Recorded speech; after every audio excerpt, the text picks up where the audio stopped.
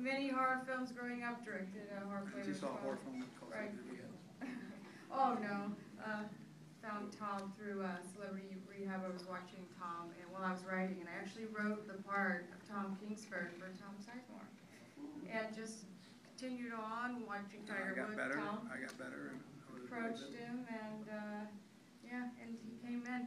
But the first scene in the movie, the first scene I shot actually was the first scene I wrote, and that was the stripper walking down the stairs, paying tribute to the haunting, and down the hallway, over the doorway, and her death scene is actually the first thing I ever wrote because I dreamed it. And I dreamed of all the cuts. You have issues. Working it out. The issues are definitely coming out, yeah. No. Yes, yes. I'd like to say it's a great job, great picture. How long did it take you to film, and to the budget, and how did you choose your actors and actresses? Okay, so we were initially scheduled to shoot for 25 days. We went over, which I know is uncommon, ended up shooting 30 days. And the budget, I won't disclose the budget. We went over a little. It wasn't very big. It wasn't very large. 1.5-ish. Well, with all the hot dogs that Tom eats, it must be. That is a great figure. Great figure. Yes, and the actors, the casting process. So, except for Tom, Jarrod, and Robert Carradine, and Michael Bowen. But we went through the channels like everyone else has to. Yeah. What happened to the shelter driver? Okay, well, that's Leonard, Jarrod Bunch. I cut his throat. At the end. No. Yes. But if you see that when you see he cut Leonard's throat, but it says it's a year earlier.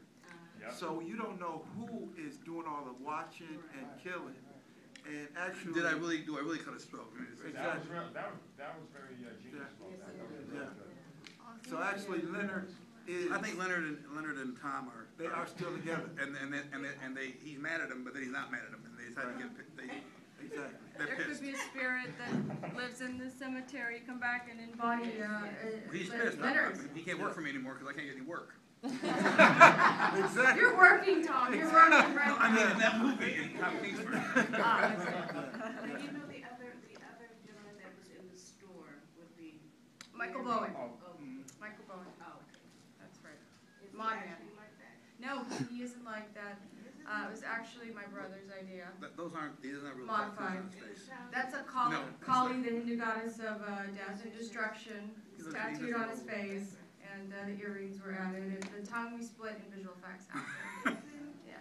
He's a really nice looking man, actually. Actually, I ran into him on the street and did not recognize him. Yeah, he's You know, without the stuff on. We're doing a movie right now.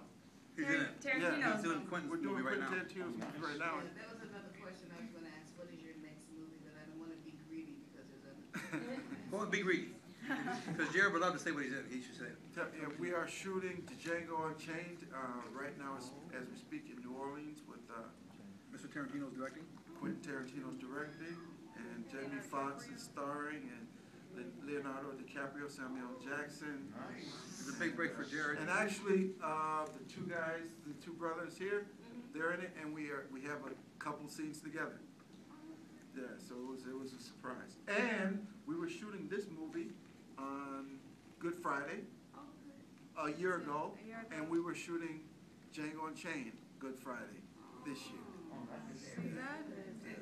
That's amazing. Jarrod's one of the good guys. He played for U of M. I've been a fan of his since. Go Blue! And I was 15 years old. 32, and had a great career with the Giants, and he's just one of the great guys and good guys in the business. I couldn't be happy for him. And we have another question Jennifer has over a here. question. Did the film get picked up for foreign or domestic? We are actually still cutting, and I have so much interest just from the trailer and the buzz, and we are screening for buyers, distribution in June. This movie will get Right. sold. We are being approached by so many people, so everyone's waiting.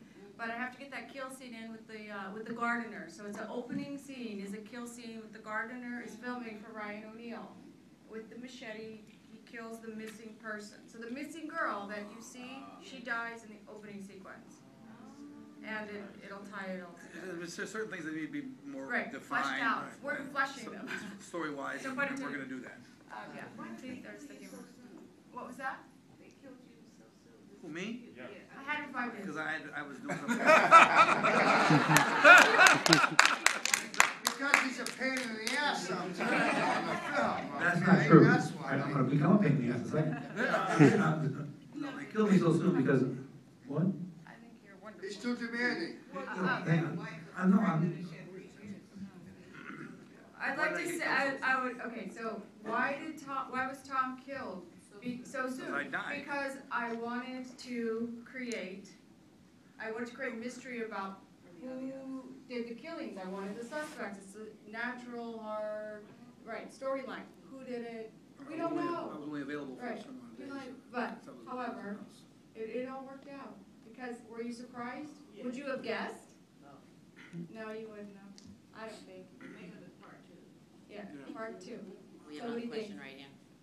Yeah, you said Lon Chaney Jr. is your grandfather or great-grandfather? No, it would be Lon Chaney Sr. John Right. Lon Chaney Right, Sr.? great uncle Clyde was my Oh, great Okay. grandfather. So how much did their work influence, you getting into this genre? Oh, that was it for me. My grandmother has an original Phantom of the Opera poster. Just grew up knowing this is what I do. It's in the bloodline. Directing little horror plays when I Look was at her clothes. 12. Look at her clothes.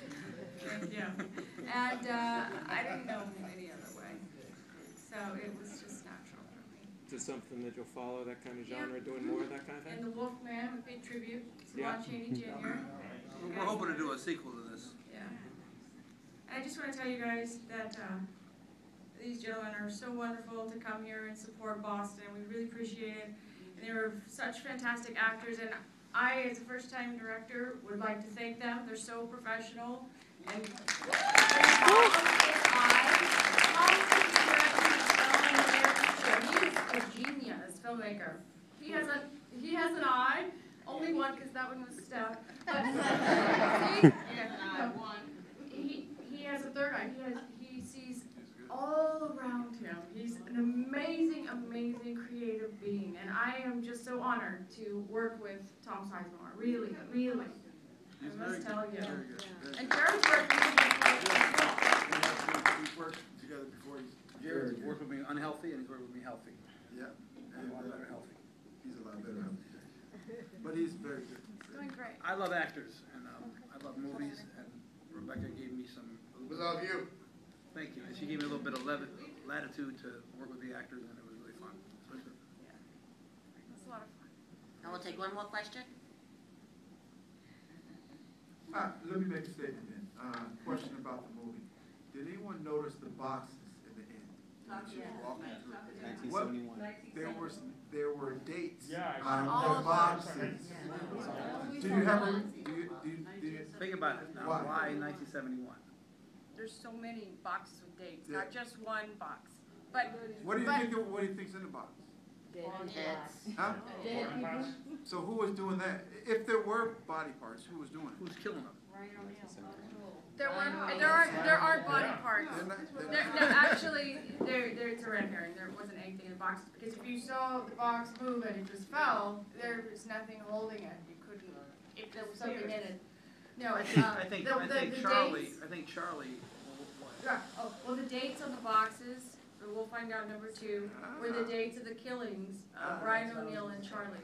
So Ryan O'Neal and Charlie created their own snuff films with the gardener, but you'll see this, seeing them cutting in.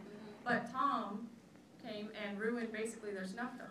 So every time there was a killing, it would fuzz out. They didn't see it. What's going on now? I don't know. And then finally they see a kill that doesn't look like what they would do. Their type of kill. So that we know we got the guns. But that will be clarified in this. Everyone here should know that Mr. O'Neal, you all want to say a prayer for him, has been diagnosed with prostate cancer. Stage 4. Yeah. Stage 4 prostate cancer. And That's one more question. Yes, sir. I'm Mark Wahlberg, and I want to know when I'm going to get in the movie with Tom. we're in a movie right now. We're doing one. Are you Mark's brother? Yeah, I am. I'm the oldest guy. You're the oldest Wahlberg? I'm the oldest. Hey, I know all about you. So,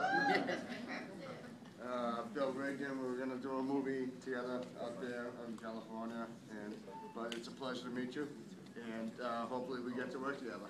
And you know my husband, John My Maxwell. movie is premiering tomorrow night, Beyond Control.